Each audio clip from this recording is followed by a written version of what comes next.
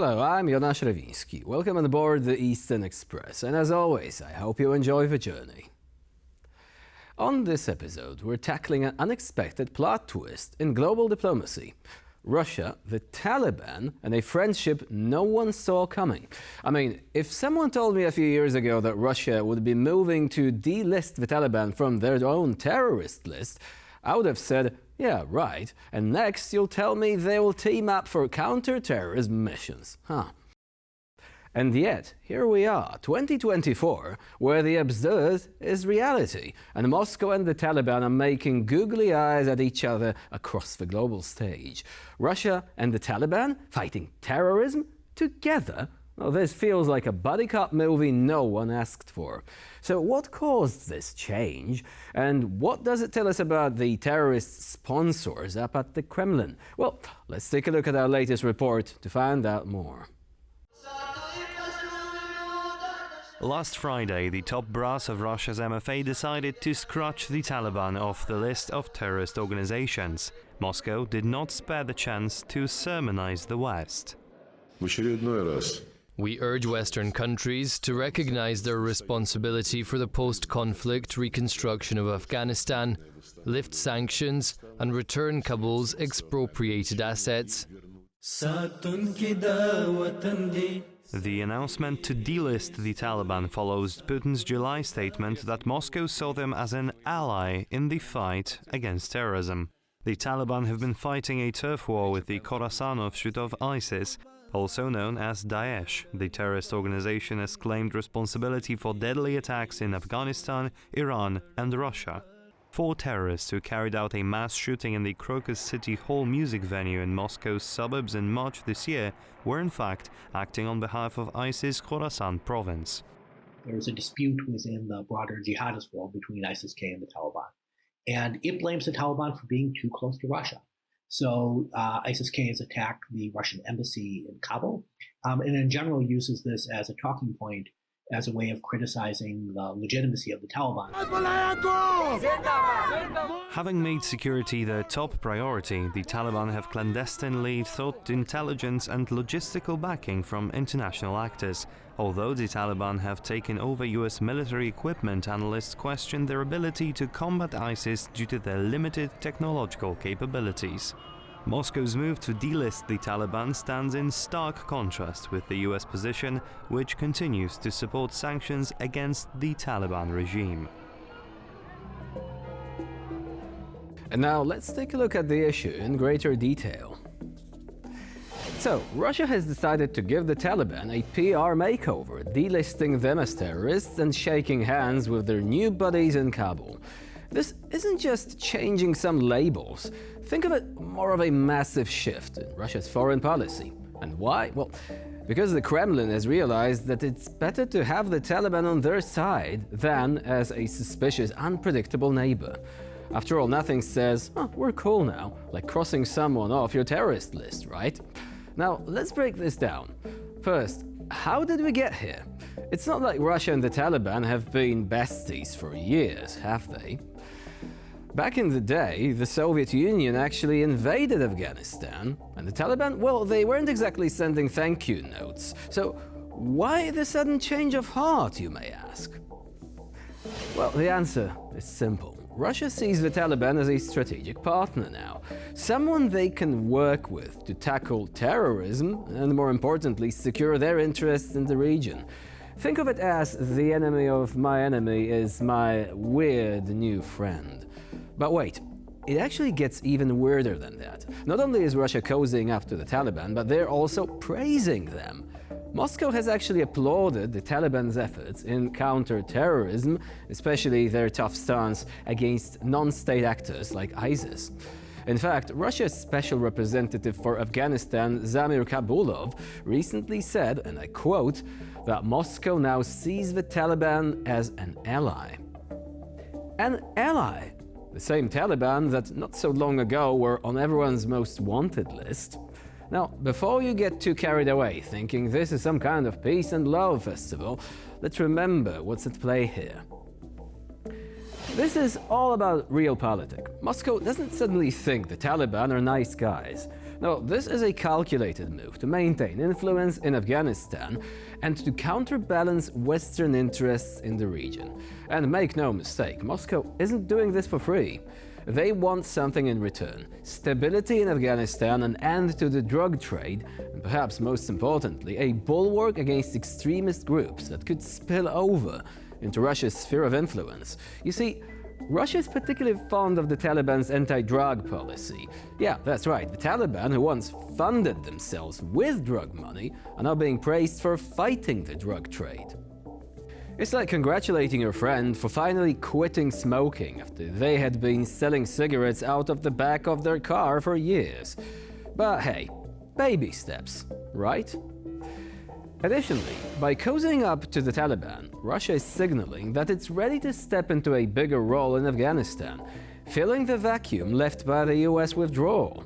Let's be honest, Moscow simply loves rubbing salt in that particular wound. Hey, America, remember that whole 20-year war you couldn't win? We've got it from here.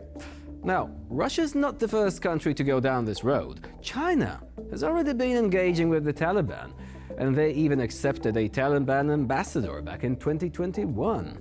So Russia's just following in Beijing's footsteps again, trying to secure its slice of the Afghan pie. In the end, this whole Russia-Taliban partnership might seem bizarre, but it is a classic case of pragmatism over principles. Russia doesn't love the Taliban, they just hate the alternatives more.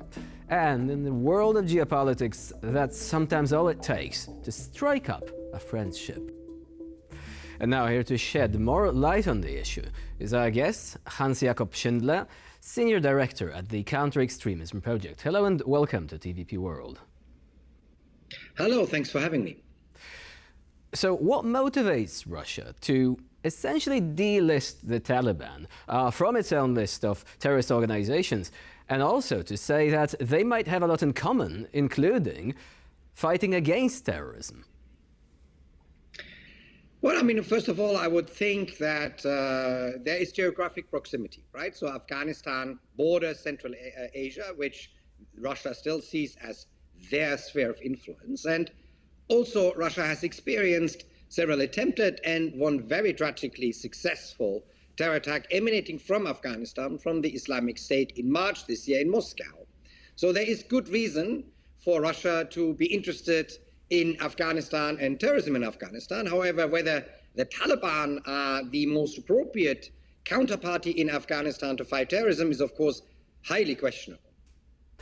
So let's do a bit of a background, shall we? Because you've mentioned the terror attack in Moscow, the Crocus City Hall terrorist attack with a large number of casualties, quite dramatic. We all remember the footage, right? So this is attributed to the Islamic State Khorasan. In fact, they actually took responsibility for this.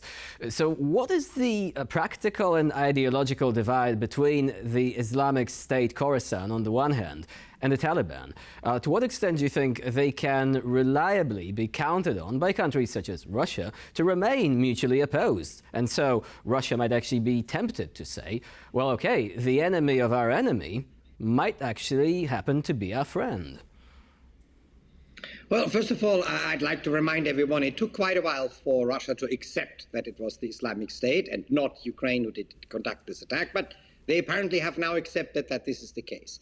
Now, there is some ideological differences, of course, between the Taliban, who are Hanafi Sunnis, and the Islamic State in all its variations, but also in the province Khorasan, which is Salafi. However, the enemy is not really your friend in this case, because first, there are about half of the IS membership in Afghanistan are actually former Taliban. The rest is made up by preponderance of various different other Al-Qaeda loyal terrorist groups, as well as some Pakistani nationals.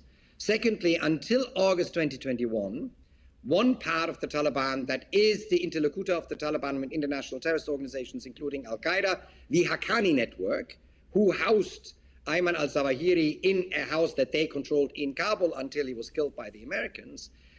This Haqqani network cooperated on an operational level quite intensively with IS until the Taliban took over. Hence, we have half the membership being ex-Taliban, and the risk for the Taliban, if they put too much pressure on IS in Afghanistan, that more Taliban are going to switch sides. And secondly, we have a part of the Taliban who have a history of a very cozy relationship with IS. Hence, any counterterrorism cooperation with the Taliban against the Islamic State is, of course, extremely complex, because you would not be able to trust the information that the Taliban give you. You would not be able to show or know that any suspect they may present to you is actually IS or not an internal opponent or a former member of the security forces of the Republic.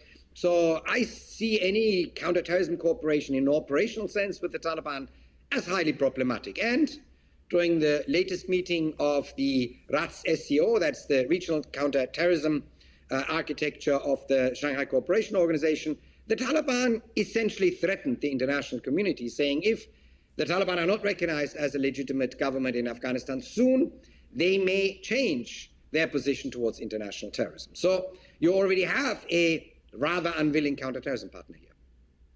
So apart from counterterrorism, are there any other issues which could prove to be the sort of cementing medium, if you will, between Russia and the Taliban? Of course, the Taliban craves recognition, and as you said, not only craves recognition, but also is willing to extort it from international partners. But what is it really able to give in exchange, if anything? Well, first of all, Afghanistan has a spectacularly important geostrategic location. This is really the connecting country between Asia and the Eurasian continent. Secondly, there is a lot of natural resources in Afghanistan which you could exploit if there would be any development of infrastructure in Afghanistan, from rare earth to copper to gold to precious stones. So there is a lot that Afghanistan would have to offer if this would be a government that would be able to cooperate with anyone, including Western countries. But however, the Taliban are a fairly radical Islamist movement that infuses its already radical Islamist views with a lot of Pashtun tribal traditions. And that means justice works very different in any other country. That means women have absolutely no right not to leave the house, not to get any education. So cooperation here on any level is always very difficult. And of course, Russia is very motivated to cooperate with any vacuum that Western nations leave behind, i.e. we withdraw from Afghanistan, NATO is out, the Americans are out, the Europeans are out. There is a vacuum now, and if Russia can fill it, it will fill it. So, speaking of this vacuum, just a quick question. Do you think there is a risk of American technologies from Western equipment that was left to the Taliban following the hasty and rather chaotic withdrawal of this equipment falling into Russian hands? For example, Russians saying, look, we need to examine this piece of equipment. In exchange, we're going to provide you with more humanitarian aid. We're going to provide you with a better deal on foodstuffs and so on. Or has this avenue actually been exploited already? Because it's hard not to assume that countries like Russia and China might have not tried to obtain some of the technology left there, if it was not actually decommissioned and destroyed prior to withdrawal. And we know that the Americans were trying actually to make sure that the equipment would not be operational, at least not to the full extent, as they were leaving. Well, here's the good and the bad news. So number one, Russia and China were never out of Afghanistan for the 20 years that we were there. And of course, they were operationally trying to implement intelligence operations, finding out about the equipment that was in Afghanistan. Secondly, a lot of the equipment that was super sensitive was either taken with the forces withdrawing or destroyed on the ground. And third, it's 3 years now that the Taliban are in power, or just over 3 years. If they haven't gotten that equipment yet, they wouldn't need to take the Taliban off the terrorism list to get it. So I don't think that this particular aspect is the motivating factor here. So what about the economic side of things? What do you think Russia may expect to gain? And also, how are these Russian attempts to establish themselves economically, perhaps in Afghanistan, how do they relate to what China is doing? Because China has the advantage of proximity, but also has more money on its hands. If it wants to invest, it may. But apparently it wasn't really doing that much in Afghanistan recently. Yeah, because in order to make this a commercial viable investment in Afghanistan, there is a lot possibly decades of investment that is necessary. We as in the international community, try to establish a working infrastructure on communications, on road networks in Afghanistan, and the Taliban for 20 years tried to prevent us from doing exactly that. The result, of course, is that when the Taliban took over, you had a fairly functioning communication structure, but you had no road network, and you have absolutely no rail network in Afghanistan. Now, if you want to exploit, and this is really what Afghanistan is known for, natural resources of any kind, you do need a functioning road and rail network.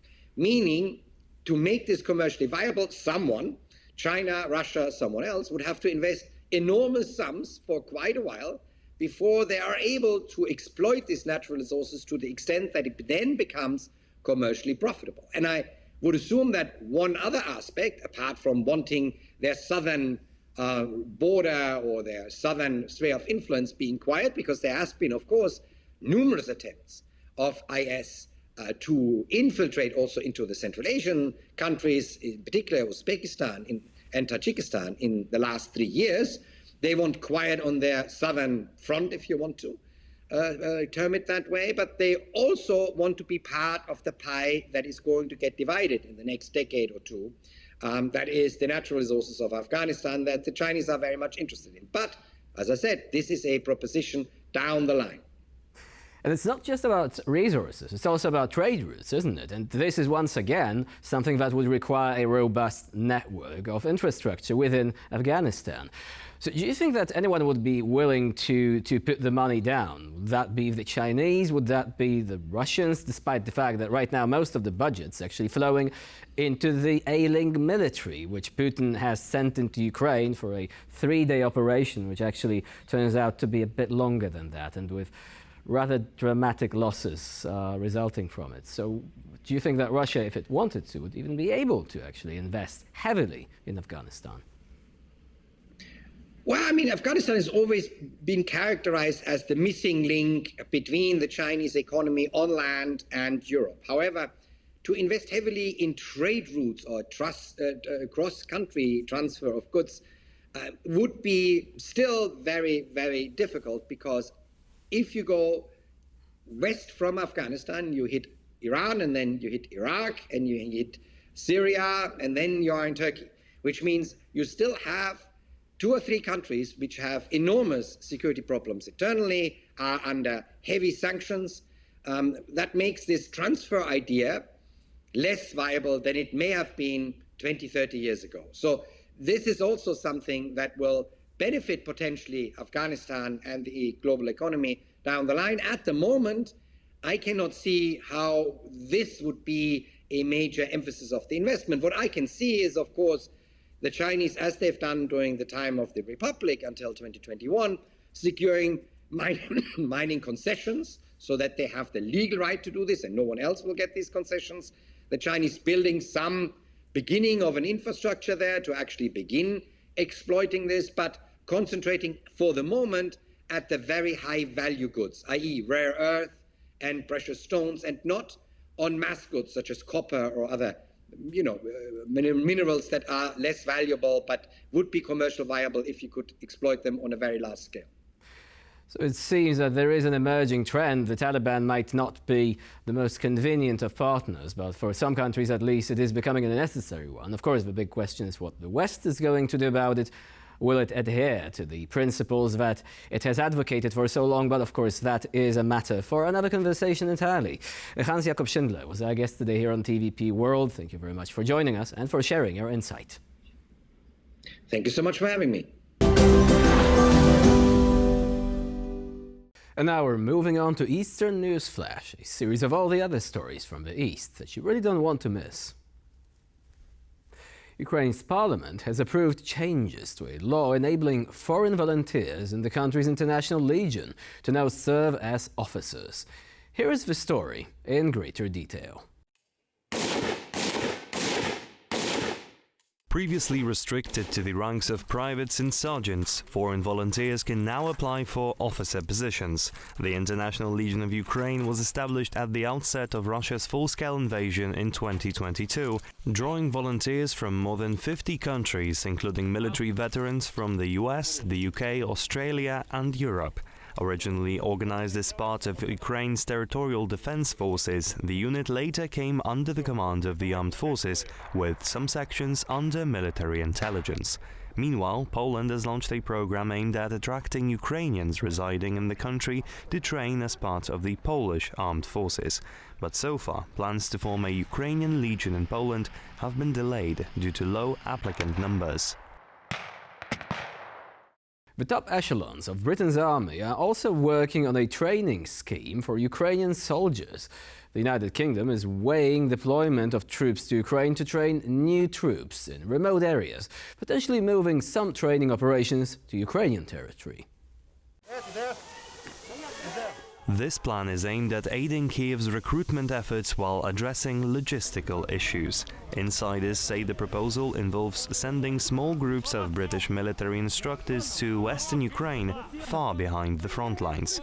A UK defense source told The Times that the training could be conducted faster and at reduced risk at these secluded locations. As UK's Defence Secretary John Healey recently noted, the primary obstacle in training Ukrainian soldiers has been the availability of personnel. The shift to training on-site could help alleviate this shortage.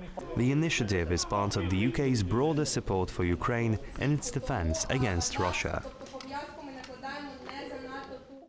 Now, you might be getting vertigo when trying to follow Georgia's politics. On the one hand, a large part of the country's population wants into the European Union and NATO. But on the other hand, Russia extends its visa-free regime to encompass Georgian citizens. Yes, this is exactly what has just happened. You'll find out more in this latest report. Russia's dictator Vladimir Putin signed a decree on Thursday to extend Russia's visa-free regime to Georgian citizens, reflecting the growing ties between the two countries in recent years. The new decree, effective from October 10th, removes the 90-day visa-free limit and eliminates the requirement for work visas. The step signals a major shift in relations between the countries since Tbilisi and Moscow cut off diplomatic ties in 2008. Following a brief war over separatist regions which Russia now recognizes as independent. The change became apparent already in 2022, when Tbilisi declined to impose sanctions on Russia after its invasion of Ukraine. On Tuesday, the EU announced the cancellation of 121 million euros in funds to Georgia due to concerns over democratic backsliding. And for this episode of Eastern Express, it's the end of the line. Please stay with us here on TVP World for more latest news and updates. I'm Jonasz Rewiński. Bye for now.